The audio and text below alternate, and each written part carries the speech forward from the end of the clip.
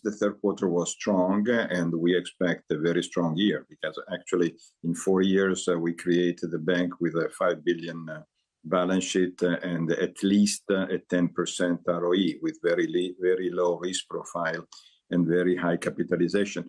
Your question is about the scenario. The scenario was difficult. We had to go to pass through a second black swan. The first was COVID and now the war.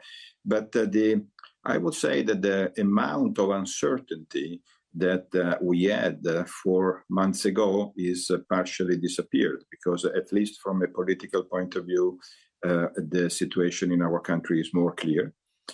At the same time, the figures of our country are better than expected, both in terms of growth, in terms of export.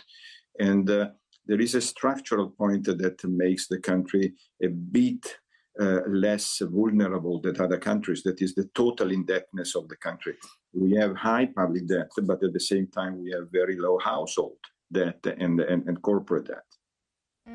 Really interesting that you say that, because if you look at the picture more broadly for the Italian banking system, it appears to be much better capitalized today than it was, say, 4 or 5 years ago, and a lot more discerning about the credit quality that is undertaken, the types of lending activity that takes place at these Italian banks. When you look out at the macro outlook, do you get concerns that you're going to start seeing a pickup in terms of defaults, distress, people unable to pay back some of the borrowing that they would have secured over the last couple of years?